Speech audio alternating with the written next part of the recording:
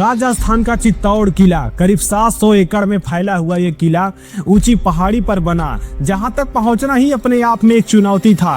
7 विशाल द्वार, घुमावदार रास्ते, हर मोड़ पर सुरक्षा की ऐसी व्यवस्था कि दुश्मन का अंदर आना लगभग नामुमकिन था। इस किले पर उस समय राज था मेवाड़ के राजा रतन सिंह, एक ऐसा शासक जो अपनी परंपरा, अपनी मर्यादा और अपने सम्मान के लिए जाना जाता था। लेकिन इतिहास के इस मजबूत किले के अंदर एक कहानी और पल रही थी, एक ऐसी कहानी जो आगे चलकर इतिहास और कल्पना के बीच की रेखा मिटा देगी। यानी नाम रानी पद्मावती। कहते हैं वो सिर्फ एक रानी नहीं थी, वो सौंदर्य, बुद्धिमत्ता और आत्मसम्मान का प्रतीक थी। कुछ कथाएं बताती हैं कि वे सिंगल द्वीप यानी आज के श्रीलंका की राजकुमारी थी। राजा रतन सिंह उनसे इतना प्रभावित हुए कि उन्हें अपनी रानी बना लिया। लेकिन कहानी यहीं खत्म नहीं होती। कहानी कहती है कि उनकी सुंदरता की चर्चा इतनी दूर तक फैल गई कि दिल्ली तक पहुंच गई, और वहीं बैठा था दिल्ली सल्तनत का सबसे खतरनाक शासक अलाउद्दीन खिलजी, एक ऐसा सुल्तान जिसका सपना था पूरे भारत पर अपना कब्जा। लेकिन क्या सच में इतना बड़ा शासक सिर्फ एक रानी की खूबसूरती के लिए इतना बड़ा युद्ध छेड़ सकता था, या फिर यह कहानी कुछ और छिपा रही है? क्योंकि अगर आप उस समय की सच्चाई देखें तो चित्तौड़ सिर्फ एक किला नहीं था, वह रणनीतिक रूप से बेहद महत्वपूर्ण जगह थी। राजस्थान के व्यापार मार्ग, सैन्य नियंत्रण और पूरे राजपूताना पर पकड़, यानी सब कुछ इस किले से जुड़ा था। यानी अगर कोई शासक चित्तौड़ किले को जीत लेता तो वह सिर्फ एक किला नहीं बल्कि पूरे क्षेत्र की ताकत हासिल कर लेता, और यही असली वजह थी जिसने अलाउद्दीन खिलजी को चित्तौड़ की ओर खींचा। लेकिन इतिहास और कहानी यहाँ मिल जाते हैं, क्योंकि लोक कथाएं कहती हैं खिलजी ने पहले युद्ध नहीं किया, उसने एक चाल चली। उसने राजा रतन सिंह से कहा वह सिर्फ रानी पद्मावती को एक बार देखना चाहता है, और फिर पद्मावती को सामने से न दिखाकर बल्कि आईने में उनका प्रतिबिंब दिखाया गया। बस एक झलक, और वही झलक उसके जनून में बदल गई। लेकिन यहीं से कहानी और खतरनाक हो जाती है, क्योंकि इसके बाद जो हुआ वो सिर्फ प्रेम नहीं था, वो धोखा था, युद्ध था और अंत में विनाश। यानी खिलजी ने छल से राजा रतन सिंह को बंदी बना लिया। फिर शुरू हुआ युद्ध, महीनों तक चलता रहा, और जब हार निश्चित हो गई तब किले के अंदर एक फैसला लिया गया, एक ऐसा फैसला जिसने इस कहानी को अमर बना दिया।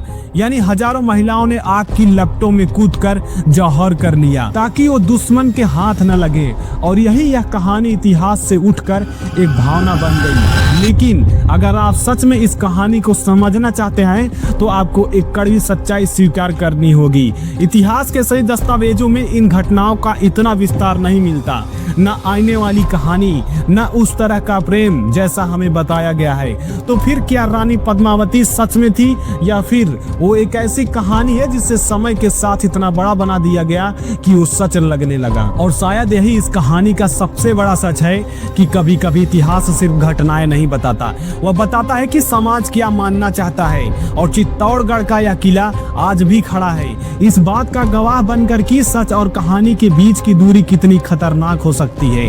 और अगर आप सच में इस कहानी को महसूस करना चाहते हैं तो आपको जाना होगा उस जगह पर जहां यह सब हुआ बताया जाता है, यानी नाम चित्तौड़गढ़। राजस्थान के चित्तौड़गढ़ शहर में स्थित यह किला सिर्फ एक ऐतिहासिक इमारत नहीं है, यह एक एहसास है। करीब 180 मीटर ऊंची पहाड़ी पर बना यह किला इतना विशाल है कि आप इसे एक दिन में पूरी तरह देख भी नहीं सकते। यानी लगभग 700 एकड़ में फैला हुआ, हर मोड़ पर इतिहास की एक परत। जब आप नीचे से ऊपर की ओर चढ़ते हैं तो आपको सिर्फ पत्थर नहीं दिखते, आपको महसूस होता है कि कभी यहाँ से होकर हजारों सैनिक गुजरे होंगे। घोड़ों की टापों की आवाज, तलवारों की टकराहट और दीवारों पर खड़े पहरेदार, यानी सब कुछ जैसे आज भी हवा में गूंजता है। इस किले के अंदर आज भी खड़े हैं कई ऐसे स्थान जो इस कहानी को जिंदा रखते हैं, जैसे रानी पद्मावती का महल, यानी एक शांत पानी से घिरा हुआ स्थान जहां से जुड़ी है वही आईने वाली कहानी। कहते हैं यहीं कहीं अलाउद्दीन खिलजी को रानी पद्मावती की झलक दिखाई गई थी। आज जब कोई पर्यटक वहां खड़ा होता है तो वह सिर्फ एक महल नहीं देखता, वास्तविकता, वह उस कहानी को महसूस करता है कि जो सदियों से सुनाई जा रही है। और जहां 2018 में संजय लीला भंसाली के डायरेक्शन में बनी फिल्म पद्मावत, जिसमें इन सारे सीन्स को बहुत शौक से दिखाया गया है, जिसमें दीपिका पादुकोण रानी पद्मावती, रणवीर सिंह अलाउद्दीन खिलजी और शाहिद कपूर रतन सिंह का रोल कर रहे हैं। और इस फिल्म की कहानी तैयार करने में लीला भंसाली ने जो सोर्स लिया है वह मलिक मोहम्मद जैसी की महाकाव्य कविता पद्मावत पर आधारित है। और यहाँ तक इस फिल्म में वह जौहर वाला स्थान को भी कवर किया गया है, जहाँ कहा जाता है कि हजारों महिलाएं ने आग में कूदकर अपनी जान दे दी। यानी जहाँ इस इतिहास की कहानियों को जब 2018 में फिल्म पद्मावत के जरिए फिर से जिंदा किया गया, तो फिल्म के रिलीज के पहले ही देश भर में विरोध शुरू हो गया। लोग सड़कों पर उतर आए, थिएटर जलाए गए, यहाँ तक कहा गया कि इस फिल्म में इतिहास को गलत तरीके से दिखाया गया है। सवाल यह नहीं था कि फिल्म सही है या गलत, सवाल यह था कि एक कहानी जो खुद इतिहास में पूरी तरह साबित नहीं है, वह आज इतनी संवेदनशील कैसे बन गई। और इतना ही नहीं, इतिहास के पन्नों में चित्तौड़ के किले में 3 बार जौहर दिखाए गए हैं। पहला जौहर 1313 में, जब दिल्ली सल्तनत के सुल्तान अलाउद्दीन खिलजी ने चित्तौड़ पर हमला किया। दूसरा बड़ा जौहर हुआ 1535 ईस्वी में, जब गुजरात के सुल्तान बहादुर शाह ऑफ गुजरात ने चित्तौड़ पर आक्रमण किया। और एक बार फिर वही स्थिति बनी, यानी किला घिर चुका था, हार लगभग तय थी, और एक बार फिर महिलाओं ने वही रास्ता चुना जो राजपूताना की परंपरा में सम्मान की अंतिम रक्षा माना जाता था। फिर इतिहास ने तीसरी बार उसी दर्दनाक दृश्य को देखा, यानी साल था 1568, जब मुगल सम्राट अकबर ने चित्तौड़ पर हमला किया। यानी यह हमला इतना भयंकर था कि महीनों तक युद्ध चलता रहा। आखिरकार जब किले की दीवारें टूटने लगी और हार निश्चित हो गई, तब तीसरी बार चित्तौड़ की धरती ने जौहर की आग देखी। यानी चित्तौड़गढ़ का यह किला सिर्फ पत्थरों से बना हुआ एक किला नहीं है, यह उस इतिहास की गवाह है जहां युद्ध सिर्फ तलवारों से नहीं लड़े गए, बल्कि सम्मान और अस्तित्व के लिए लड़े गए। और शायद यही वजह है कि आज भी चित्तौड़गढ़ किले भारत के इतिहास में वीरता और बलिदान का सबसे बड़ा प्रतीक माना जाता है। और यही इस मुद्दे की सबसे खतरनाक सच्चाई है। यानी हम सिर्फ इतिहास नहीं देख रहे हैं, हम उस इतिहास की व्याख्या देख रहे हैं जिसे हर दौर अपने हिसाब से बदलता रहा है। कभी उसे वीरता की कहानी बनाया गया, तो कभी इसे सम्मान का प्रतीक, और आज यह राजनीति, पहचान और भावनाओं का हथियार बन चुकी है। तो अब असली सवाल यह नहीं कि रानी पद्मावती थी या नहीं, असली सवाल यह है कि अगर वह कहानी भी थी तो वह इतनी ताकतवर कैसे बन गई कि आज भी लोगों के दिलों में जिंदा है। और इससे भी बड़ा सवाल, क्या हम सच में इतिहास जानना चाहते हैं या हम वही मानना चाहते हैं जो हमें सालों से बताया गया है।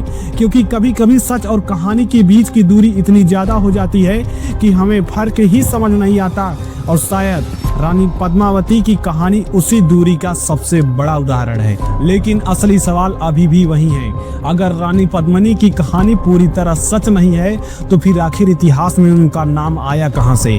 और यहीं से कहानी का सबसे दिलचस्प हिस्सा शुरू होता है, क्योंकि जब इतिहासकार पुराने दस्तावेज खंगालते हैं तो उन्हें एक अजीब बात मिलती है। यानी 1303 में अलाउद्दीन खिलजी ने चित्तौड़गढ़ किले पर हमला किया, तो उस समय के फारसी इतिहासकारों ने इस युद्ध का जिक्र तो किया है, लेकिन उनकी किताबों में कहीं भी रानी पद्मिनी का नाम नहीं मिलता। सबसे महत्वपूर्ण इतिहासकार थे अमीर खुसरो, और अमीर खुसरो खुद अलाउद्दीन खिलजी के दरबार में रहते थे, और उन्होंने अपने ग्रंथ खजाइन उल फुतूह में चित्तौड़ विजय का पूरा वर्णन किया है। लेकिन हैरानी की बात यह है कि उस पूरे विवरण में रानी पद्मावती का जिक्र तक नहीं है। अब सोचिए, अगर सच में एक रानी के कारण इतना बड़ा युद्ध हुआ होता, तो क्या दरबारी इतिहासकार उसका जिक्र नहीं करते? यही कारण है कि कई इतिहासकार मानते हैं कि पद्मावत की कहानी बाद में गढ़ी गई हो सकती है।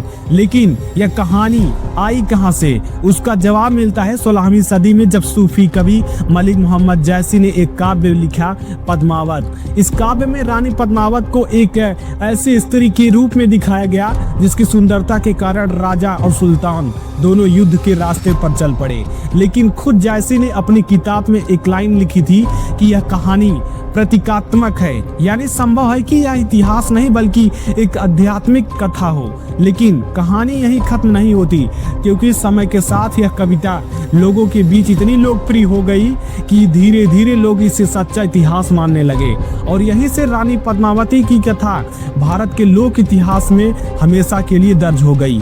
लेकिन चित्तौड़ का किला आज भी एक सच्चाई की गवाही देता है, क्योंकि इतिहासकार इस बात पर सहमत हैं कि 1303 में यहाँ एक भयंकर युद्ध हुआ था और उस युद्ध के बाद राजपूत महिलाओं ने जौहर किया। यानी युद्ध तो सच था, बलिदान भी सच था, लेकिन उस युद्ध के पीछे कहानी क्या थी, यह आज भी इतिहास का एक अधूरा सवाल है। और शायद यही कारण है कि आज भी जब लोग चित्तौड़गढ़ किले घूमने जाते हैं तो उन्हें सिर्फ एक किला नहीं दिखता, उन्हें दिखाई देती है एक कहानी जिसमें इतिहास भी है और रहस्य भी। लेकिन अब सवाल फिर वही उठता है, अगर पद्मावती इतनी प्रसिद्ध थी तो फिर उनके बारे में समकालीन इतिहास में इतना कम उल्लेख क्यों मिलता है? यही वह जगह है जहाँ इतिहास और लोक कथा एक दूसरे में घुलने लगते हैं। और चित्तौड़ का इतिहास सिर्फ पद्मावती की कहानी तक सीमित नहीं है, क्योंकि इस किले ने सिर्फ एक बार नहीं बल्कि 3 बार जौहर देखा है, जो यह 3 अलग अलग युगों की वीरता और त्रासदी का गवाह है। लेकिन इस पूरी कहानी के बाद सबसे बड़ा सवाल यही बचता है, क्या सच में रानी पद्मावती की कहानी पूरी तरह सच है, या सिर्फ यह एक ऐसी कथा है जिसे सदियों से हम सुनते आ रहे हैं? इतिहासकार आज भी इस सवाल पर एक मत नहीं है, लेकिन एक सच्चाई ऐसी है जिसे कभी झूठा नहीं कहा जा सकता। यानी 1303 में अलाउद्दीन खिलजी की सेना ने चित्तौड़गढ़ किले पर हमला जरूर किया था, युद्ध हुआ था, लोग मरे थे और चित्तौड़ की धरती खून से लाल हुई थी। यह इतिहास है, लेकिन इतिहास सिर्फ तलवारों और तारीखों से नहीं बनता।